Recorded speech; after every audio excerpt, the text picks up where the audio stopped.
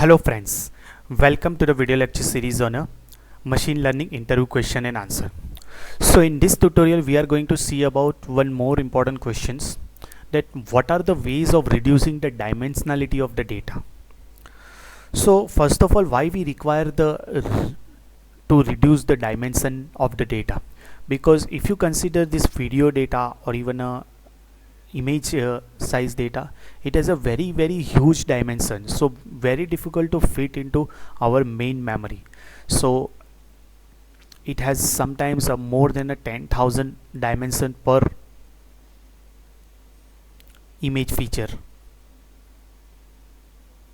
so it requires to reduce the dimension.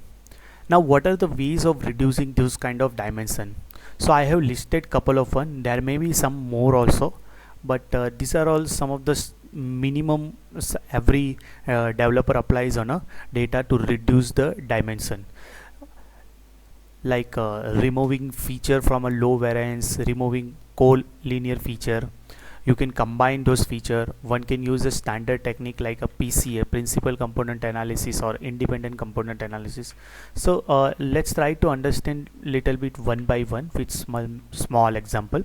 So removing feature with a low variance, let's say some of the feature have a data or a value across all data, like 1 comma 1 3 2 1 3 2 1 1. It's 13 I have written by mistake. So if you see this data across a one feature, that has a very low variance because it has not speared across its bit. It is just going around 1 and 2 and 3, 1 2 2 1 3 this way.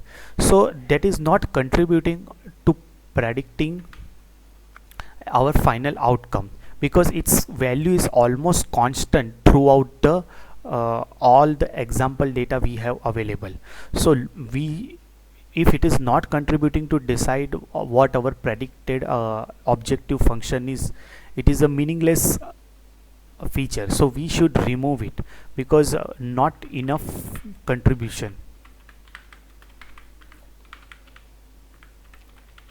So this way it will automatically discard all those features which is having almost zero variance or whose variance is below some threshold. So this way we can discard some of the features because it is not contributing enough to calculate or predict our objective function.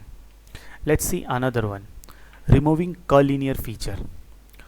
So let's take one example, like we have a one feature x1 like birth year, x2 is like a death year, and x3 is equal to, let's say, age. Let's say we have these three features are available. Now if you consider these three feature, first one is a birth year, when you born, death year, when is your death year, and one is the age. But age you can again write like a death x2 minus x1, so death year minus born year.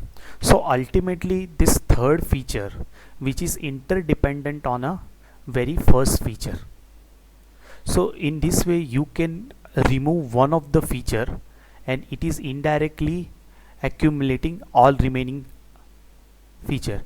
So let's say our objective function will be something like outcome. I'll write as a outcome prediction function, like x1 w1 plus x2 w2 plus x3 w3. But in this case x2 is again x3 is again x2 minus x1. So if you replace this,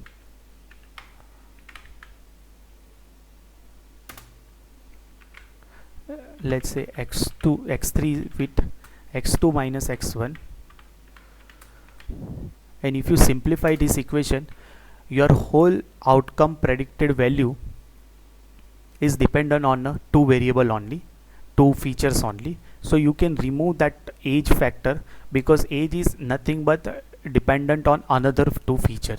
So whenever one feature is dependent on another feature, you can easily discard it. That's all depends on your domain knowledge or expertise in particular domain. So this way one can discard some of the feature, like removing collinear feature if one feature is dependent on another feature. Let's say the third way, combining feature. Let's say we want to predict the house price, house price, and we have a data available like or features available like a length of the house. So I will write the features here, length of the house in terms of meter or in terms of foot, or we have a width of the house. So we can write our objective function like w1 is like a parameter and length plus w2 into width. Okay, now if you consider in this case we are trying to predict the house price and we are just using the two feature, length and width, but ultimately we all know based on our intuition that house price depend on the total area. So it is meaningless to combine these two feature, because we can merge these two feature and we can write like only one w1 multiply by area. So we can combine two feature. Okay, sorry, actually I'll write like a price here.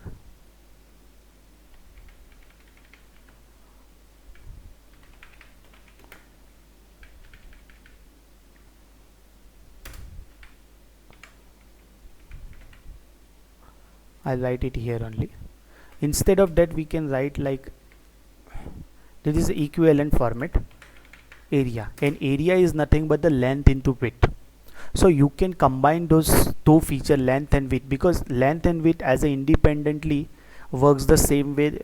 The area will be much better to predict the house price, because house price is a directly linear correlation with the area of your particular house, because individual length and width won't contribute that way, but area will contribute a better way to predict your house price. Because we are not interested particular length is bigger or width is bigger, so in that case you can merge it, you can combine those features and you can create another feature like area and you can use it. So this way you can merge and combine those features. So we have seen multiple ways like removing features with a low covariance, removing collinear features. You can combine and merge those features, but these are all based on your intuition, based on your domain knowledge. You can use it. The first one you can use with the help of a statistical measuring technique. The remaining two all depend on your domain knowledge, because one feature is dependent on another feature, so you can discard some of the feature. If two feature you can combine to create another feature, if multiple more than 5 feature you can combine to create another 2 feature. That will be much more beneficial to predict your final outcomes. So this way. The last is principal component analysis, independent component analysis. That is all statistical measuring base. It will just try to find out that which particular features is contributing lot, which has a very high variance. So it will try to extract only those principal component which has a very significant contribution across the data, which has a very high variance, and it will try to extract only those significant components. Remaining all components it will discard. So this way we can reduce the dimensionality in the case of principal component analysis and independent component analysis. So that's it for this lecture, friends. I hope you enjoy listening video. If you haven't understood anything, please write into comment. If you know about many more reducing the dimension dimension reduction technique, please write it into comment. And if you haven't subscribed my channel, please do subscribe and like this video. At last, thank you guys for the watching.